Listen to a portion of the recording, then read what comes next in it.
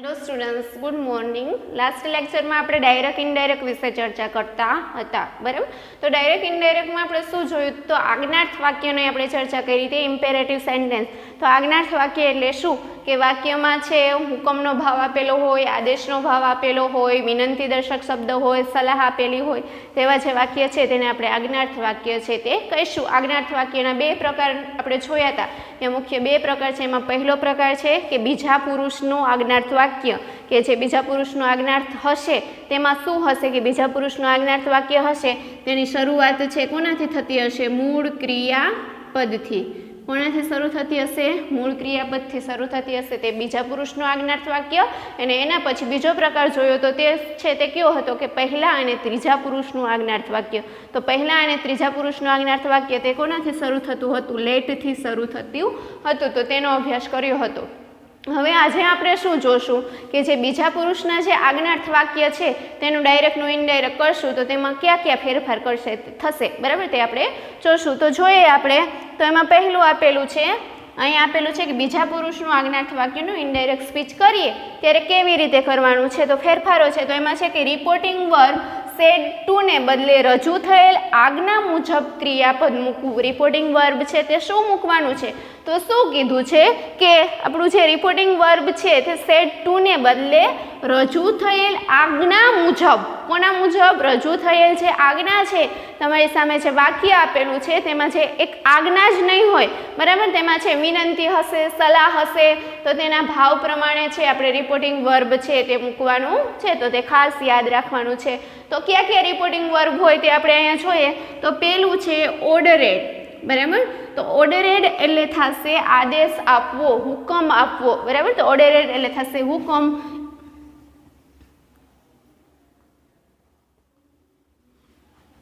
બરાબર, આપણી સામે જે સેન્ટેન્સ છે તેમાં હુકમનો ભાવ હોય, હુકમ આપેલો હોય તો છે તે કેવું થશે? ઓર્ડરેડ આપણે રિપોર્ટિંગ વર્બ તરીકે છે તે મૂકશું, હુકમ।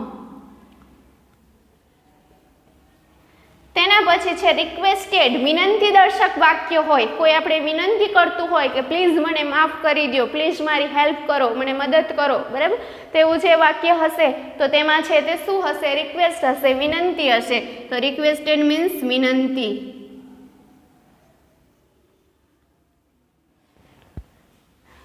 પછી છે એડવાઇઝ, એડવાઇઝ મીન્સ સલાહ, બરાબર? કોઈ આપણે સલાહ આપતું હોય કે આપણે કોઈને સલાહ આપીએ તો તેવું વાક્ય હશે। વાક્યમાં છે તે સલાહ છે, હુકમ છે, વિનંતી છે, તે આપણે કેવી રીતે ખબર પડે, બરાબર? તો આપણે પહેલાં તો છે વાક્યનું ગુજરાતી કરી જવાનું, બરાબર? આપણી સામે ગમે તે સેન્ટેન્સ છે તેનું શું કરશું? આપણે ગુજરાતી કરશું તો તે વાક્યની અંદર કયો ભાવ છે તે આપણે સમજાઈ જશે। તો એડવાઇઝ એટલે થશે સલાહ।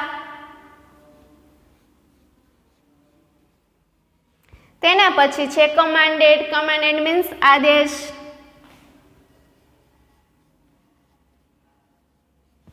પછી છે વોર્ન, વોર્ન મીન્સ ચેતવણી આપવી।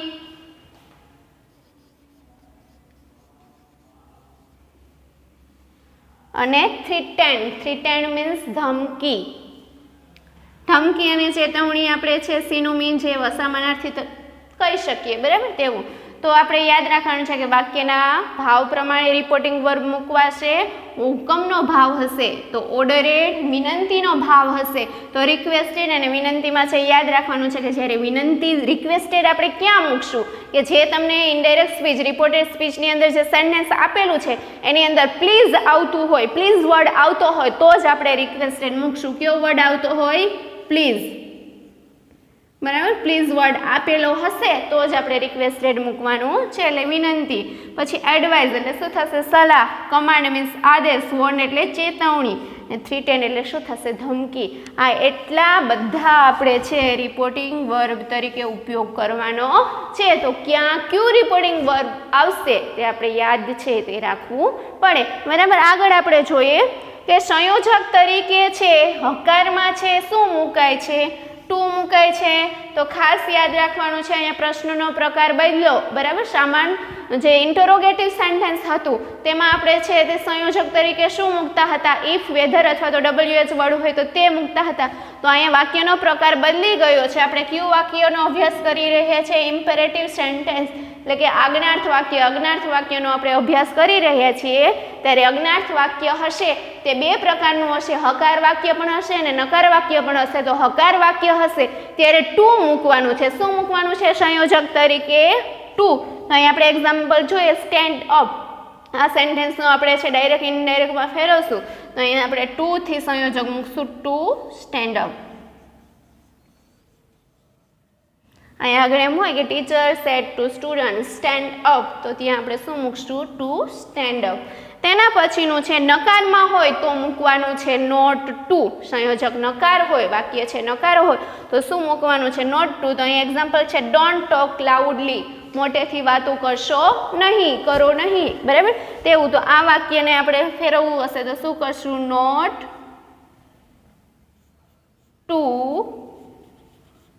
ટોક લાઉડલી, બરાબર. આ રીતે આપણે કરી શકીએ. તો યાદ રાખવાનું છે કે આપણે કયો વાક્યનો પ્રકાર ભણી રહ્યા છીએ? Imperative sentence. અને ઇમ્પેરેટિવ સેન્ટેન્સમાં બીજા પુરુષનું આજ્ઞાર્થ વાક્યનું ઇનડાયરેક્ટમાં કેવી રીતે રૂપાંતર કરવું તે આપણે જોઈ રહ્યા છીએ. તો તેમાં છે રિપોર્ટિંગ વર્બ છે, વાક્યના ભાવ પ્રમાણે આજ્ઞા મુજબનો જે ભાવ છે તેના પ્રમાણે મૂકવાનું છે. ઓર્ડર હોય, હુકમ આપેલો હોય તો ઓર્ડરેડ, વિનંતી આપેલી હોય તો રિક્વેસ્ટ, કોઈ એડવાઇસ આપતું હોય, સલાહ આપતું હોય તો એડવાઇસ, આદેશ હોય તો કમાન્ડેડ, વોન્ટ મીન્સ ચેતવણી, અને થ્રેટેન્ડ એટલે શું થશે? ધમકી. આ એટલા રિપોર્ટિંગ વર્બ આપણે યાદ રાખવાનું છે. પછી સંયોજક તરીકે શું મૂકવાનું છે? ટુ. વિધાન વાક્ય હોય, હકાર વાક્ય હોય તો ટુ, અને નકાર વાક્ય હોય તો શું મૂકવાનું છે? નોટ ટુ છે મૂકવાનું છે, બરાબર. એટલું. એના પછી આપણે શું યાદ રાખવાનું છે કે બીજા પુરુષના આજ્ઞાર્થ વાક્યનું ઇનડાયરેક્ટ સ્પીચમાં રૂપાંતર કરશું ત્યારે બીજું આપણે એ યાદ રાખવાનું છે કે અહીંયા કાળ પરિવર્તન થશે નહીં. કે આ વાક્યની અંદર બીજા પુરુષના આજ્ઞાર્થ વાક્ય હોય અથવા તો છે લેટવાળા વાક્ય હોય તો અહીંયા કાળ પરિવર્તન નહીં થાય. કયા સેન્ટેન્સની અંદર? ઇમ્પેરેટિવ સેન્ટેન્સ આજ્ઞાર્થ વાક્યની અંદર કાળ પરિવર્તન થતું નથી. ખાસ આ વાત યાદ રાખવાની છે. કાળ પરિવર્તન કરી નાખશું આપણે તો વાક્ય શું પડશે? આપણું ખોટું પડશે. તો યાદ રાખવાનું છે કે આજ્ઞાર્થ વાક્યમાં છે કાળ પરિવર્તન કરવાનું નથી. કાળ પરિવર્તન થતું નથી, બરાબર. કયા વાક્યની અંદર? આજ્ઞાર્થ વાક્યની અંદર. આ એક જ વાક્યનો એવો પ્રકાર છે કે અહીંયા કાળ પરિવર્તન છે તે કરવાનું નથી. ખાસ યાદ રાખવાનું છે.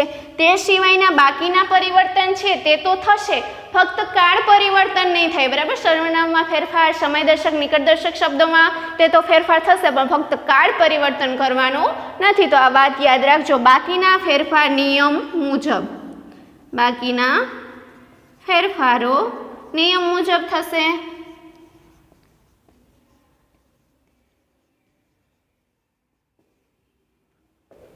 સમજાઈ ગઈ આ વાત, બરાબર. તો આવી રીતે આપણે છે આજ્ઞાર્થ વાક્ય હોય તો એનું એટલા ફેરફાર કરીને આજ્ઞાર્થ વાક્ય, એમાં આજ્ઞાર્થ વાક્યના મુખ્ય પ્રકારમાં પહેલો પ્રકાર કે બીજા પુરુષના જ્યારે આજ્ઞાર્થ વાક્ય હોય તો તેનું ડાયરેક્ટનું ઇનડાયરેક્ટ કેવી રીતે કરવું તે આપણે જોયું કે આ બીજા પુરુષના આજ્ઞાર્થ વાક્ય છે તેનું ડાયરેક્ટનું ઇનડાયરેક્ટ કરશું તો રિપોર્ટિંગ વર્બ તરીકે વાક્યના ભાવ પ્રમાણે છે તે રિપોર્ટિંગ વર્બ લેવાનું છે. સંયોજક તરીકે હકાર વાક્ય હોય તો ટુ મૂકવાનું છે અને નકાર વાક્ય હોય તો શું મૂકવાનું છે? નોટ ટુ મૂકવાનું છે.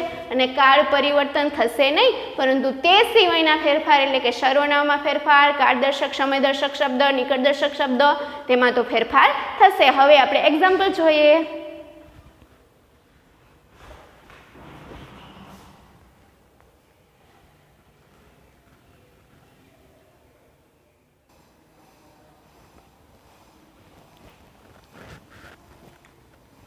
બરાબર. તો આપણે છે આજ્ઞાર્થ વાક્યનું ડાયરેક્ટનું ઇનડાયરેક્ટ કેવી રીતે કરવું એ પણ પહેલો જે પ્રકાર છે બીજા પુરુષના આજ્ઞાર્થ વાક્યનું તે આપણે જોયું. તો હવે આપણે છે એક્ઝામ્પલ જોશું. તો એમાં પહેલું એક્ઝામ્પલ છે the master said to the servant gate out from here, બરાબર.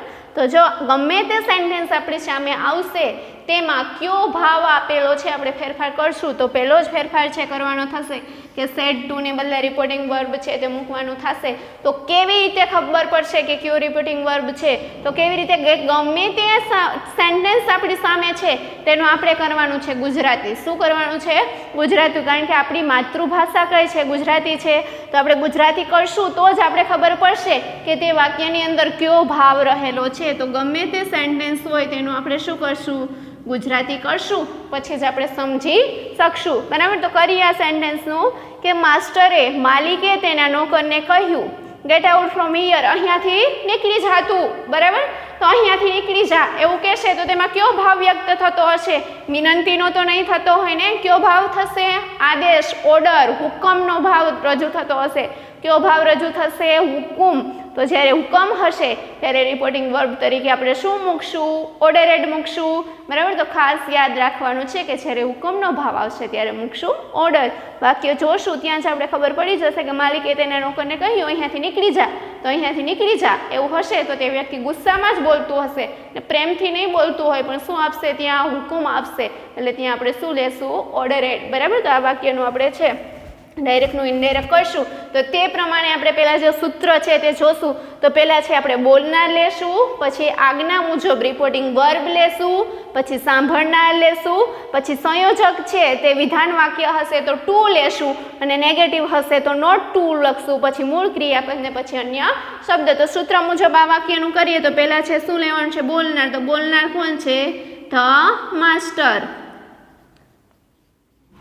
પછી રિપોર્ટિંગ વર્બ લેવાનું છે તો રિપોર્ટિંગ આજ્ઞા મુજબ. તો આ વાક્યમાં કઈ આજ્ઞા છે? કયો ભાવ રહેલો છે? ઓર્ડરનો, હુકમ છે. બરાબર. એટલે શું લેશું? ઓર્ડર. તો માસ્ટર ઓર્ડરેડ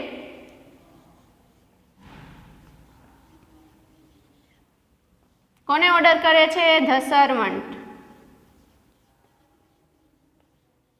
બરાબર. ખાસ યાદ રાખવાનું છે સેડ ટુ. ઓર્ડરેડ ટુ નથી કરવાનું પણ ખાલી શું કરવાનું છે? ઓર્ડર. હવે છે સંયોજક તરીકે મૂકવાનું છે ટુ અથવા તો not to. Get out from here વિધાન વાક્ય છે. બરાબર. એટલે શું મૂકશું? To. Servant to get house. બીજું શું યાદ રાખવાનું છે કે અહીંયા જે આપેલો હશે તે કેપિટલ અક્ષર આપેલો હશે. પેલો જે સ્પેલિંગનો પેલો શબ્દ હશે પરંતુ આપણે અહીંયા વાક્ય અલગ છે પરંતુ આપણે વાક્યને જોડી દેશું ત્યારે તે સ્પેલિંગ કેવો થઈ જશે? સ્મોલમાં છે તે થઈ જશે. તો to get out from here નું શું થશે? there. બરાબર. છેલ્લે પૂર્ણ વિરામ. યાદ રાખવાનું છે કે કાળ પરિવર્તન નહીં થાય આજ્ઞાર્થ વાક્યની અંદર પરંતુ સમયદર્શક, નિકટદર્શક શબ્દ જે છે અને સર્વનામ છે તેમાં તો ફેરફાર આપણે છે તે કરશું. બરાબર. તો the master ordered to servant to get out from there. તેના પછીનું sentence Montu said to Bunty please don't drive so fast. Mantu છે તે બંટીને છે તે શું કહે છે કે please don't drive so fast. મહેરબાની કરીને તું ખૂબ ઝડપથી ડ્રાઈવ કરીશ નહીં. બરાબર. તો મહેરબાની કરીને કીધું છે, પ્લીઝ કીધું છે. તો જ્યારે પ્લીઝ વર્ડ આવશે ત્યારે તે વાક્ય હશે કેવું હશે? વિનંતી દર્શક હશે. અને વિનંતી દર્શક વાક્યમાં સંયોજક તરીકે રિપોર્ટિંગ વર્બ તરીકે આપણે શું લેવાનું છે? રિક્વેસ્ટેડ. શું લેશું? રિક્વેસ્ટેડ. ક્યારે? જ્યારે વાક્યની અંદર પ્લીઝ આપેલું હશે તો તે વિનંતી દર્શક વાક્ય હશે. કેવું હશે? વિનંતી દર્શક. અને વિનંતી દર્શક હશે ત્યારે આપણે મૂકવાનું છે રિક્વેસ્ટેડ. શું મૂકવાનું છે? રિક્વેસ્ટેડ. તો અહીંયા રિપોર્ટિંગ વર્બ તરીકે આપણે લેશું રિક્વેસ્ટેડ. અને બીજું શું યાદ રાખવાનું છે કે જે પ્લીઝ આપેલું હશે, ક્લાઇન્ટલી આપેલું હશે તે વર્ડ હશે તે નીકળી જશે. બરાબર. ડાયરેક્ટનું ઇનડાયરેક્ટ કરશું ત્યારે. તો આ સેન્ટેન્સનું આપણે ડાયરેક્ટનું ઇનડાયરેક્ટ કરીએ તો મોન્ટુ સેડ ટુ ને જગ્યાએ આપણે અહીંયા વિનંતી દર્શક વાક્ય છે તો રિપોર્ટિંગ વર્બ તરીકે લેવાનું છે રિક્વેસ્ટેડ. મોન્ટુ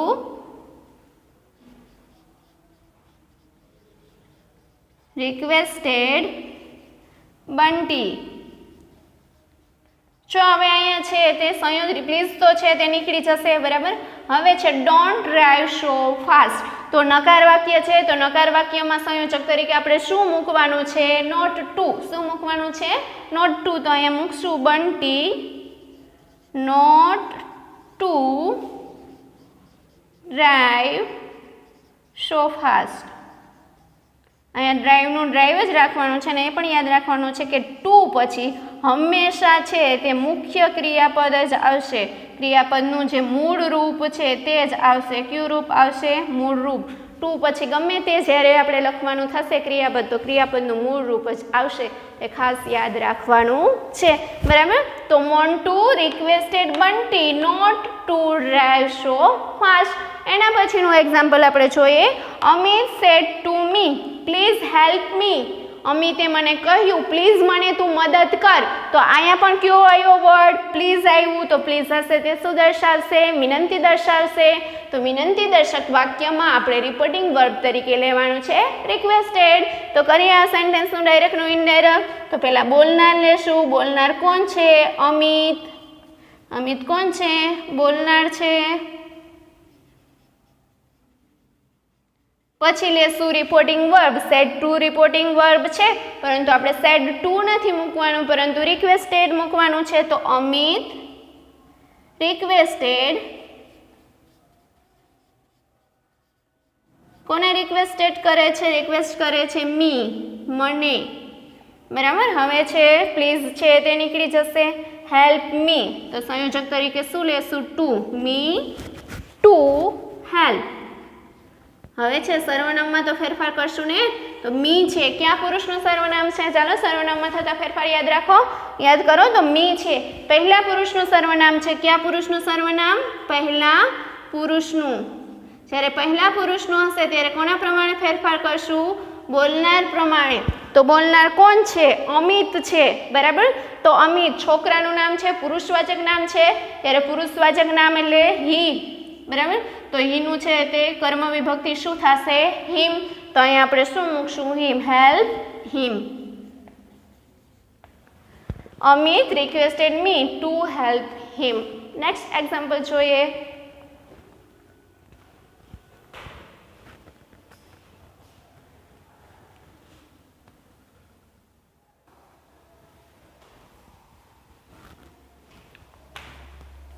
નેક્સ્ટ એક્ઝામ્પલ જોઈએ. એમાં the teacher said to students work hard to get good result. બરાબર. તો આ કયા પ્રકારનો ભાવ વ્યક્ત થાય છે તે કરવા માટે આપણે એ વાક્યને ગુજરાતીમાં ભાષાંતર કરવું પડે, ગુજરાતીમાં સમજવું પડે. તો ગુજરાતીમાં આપણે સમજીએ તો શું છે? ટીચરે વિદ્યાર્થીઓને કહ્યું કે વર્ક હાર્ડ ટુ કે સખત મહેનત કરો સારું રિઝલ્ટ મેળવવા માટે.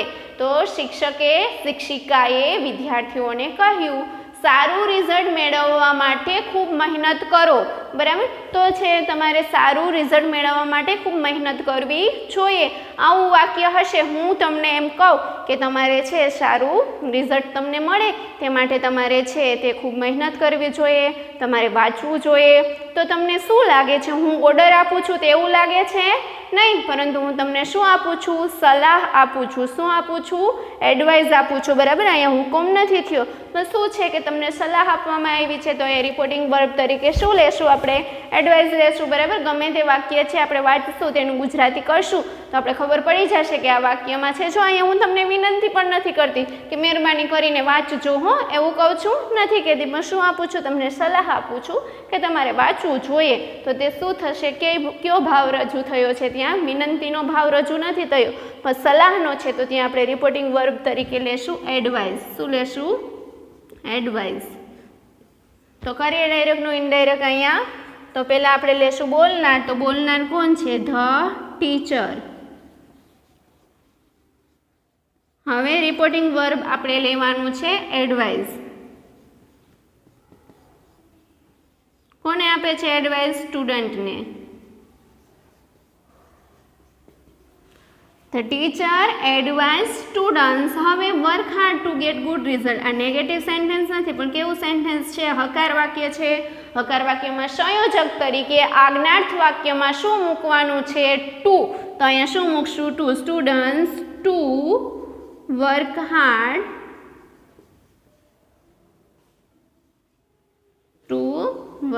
Hard to get good result. બરાબર, પાછળનું સેન્ટેન્સ એમને એમ આવશે. The teacher advise students to work hard to get good result. સારું રિઝલ્ટ મેળવવા માટે સખત મહેનત કરો.